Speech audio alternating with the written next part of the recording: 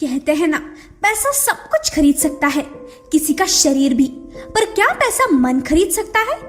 इस सवाल का जवाब शायद इंडिया की 20 मिलियन से भी ज्यादा सेक्स वर्कर्स आपको बहुत आसानी से दे देगी।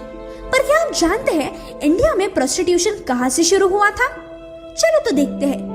प्रोस्टिट्यूशन ये एक सबसे ओल्डेस्ट प्रोफेशन माना जाता है। इंडियन हिस्ट्री में देवदासी प्रोस्टिट्यूट्स का ही अर्लियर वर्जन हुआ करती थी, जहां वो अपनी सारी लाइफ भगवान जी को डिवोट करती थी।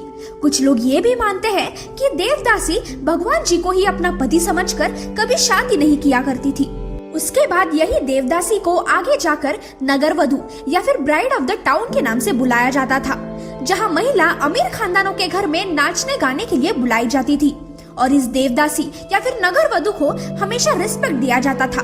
कोई भी पुरुष, यहाँ तक कि राजा और मुगल भी उन महिलाओं को छूते तक नहीं थे। उनका बहुत सम्मान किया जाता था। पर हमेशा की तरह ब्रिटिशर्स ने इस कल्चर को तबाह कर दिया।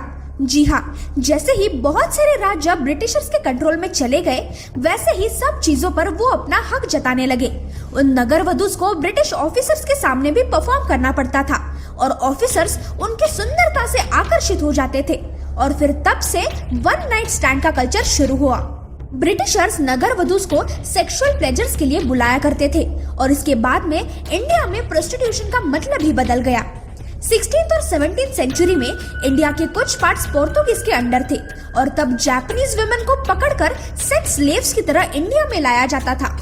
साथ ही मिलिट्री के लोगों ने कुछ ऐसी एरियाज बनाई थी जहां सिर्फ सेक्स वर्कर्स रखे जाते थे।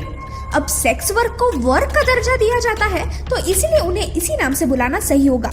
धीरे धीरे ये एरियाज इंडिया के कई पार्ट्स में डेवलप हुई और यहाँ गांव के महिलाओं और लड़कियों को लाकर सेक्सुअल प्लेजर देने के लिए पैसे दिए जाते थे। अब सबसे इम्पोर्टेंट सवाल तो ये आता है कि क्या इंडिया में प्रोस्टिट्यूशन लीगलाइज्ड है?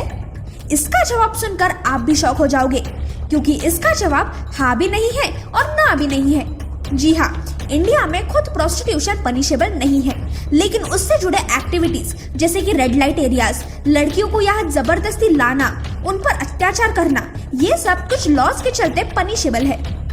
ह्यूमन राइट्स वॉच रिपोर्ट के मुताबिक आज इंडिया में 20 मिलियन से भी ज्यादा सेक्स वर्कर्स मौजूद है और उसमें से 35% तो 18 साल से कम उम्र के हैं, जो कि बहुत ही घिनौनी बात है। इंडिया में अभी तक इस क्राइम के अगेंस्ट स्ट्रिक्ट लॉज लगाए नहीं गए हैं और जिसकी वजह से सेक्स वर्कर्स की संख्या बढ़ती ही जा रही है और मासूम बच्चियों को और महिलाओं को बहुत सहना पड़ रहा है। ऐसे भी कहा जाता है कि इंडिया में चाइल्ड प्रोस्टिट्यूशन की $multi-million इंडस्ट्री है, जहां 500 मिलियन से भी ज्यादा बच्चे इस प्रोस्टिट्यूशन का शिकार बन चुके हैं। इतना ही नहीं, अभी तक नेपाल से 7,000 लड़कियां इंडिया में बॉडी ट्रेडिंग के लिए लाई गई है और ऐसे कहा गया है कि प्रोस्टिट्यूशन इंडस्ट्री में 90% पॉपुलेशन नेपाल से ही होती है।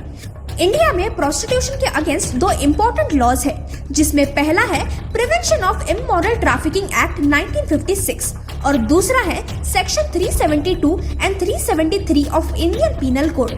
ये दोनों लॉज सेक्स वर्कर्स पर किए गए अत्याचार को रोकने के लिए बनाए गए हैं, लेकिन फिर भी सेक्स वर्कर्स के राइट्स को प्रोटेक्ट नहीं किया जा रहा है और जिसकी वजह से प्रोस्टिट्यूशन को लीगलाइज करने की डिमांड टाइम अनुसार बढ़ती ही जा रही है। इंडिया में प्रोस्टिट्यूशन की बहुत बड़ी इंडस्ट्री है और यहाँ ज्यादातर महिला गरीबी के कारण आ जाती है।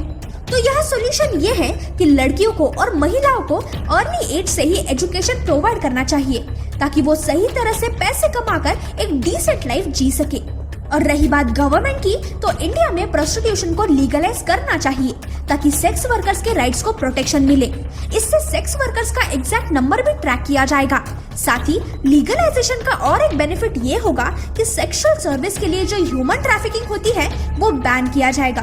तो दोस्तों, यही समय है, हमें इन सेक्स वर्कर्स के अगेंस्ट हो रहे अन्याय को रोकना चाहिए। इस वीडियो को जितना हो सके उतना शेयर करो, क्या पता हम एक बड़े बदलाव का एक हिस्सा बन सके।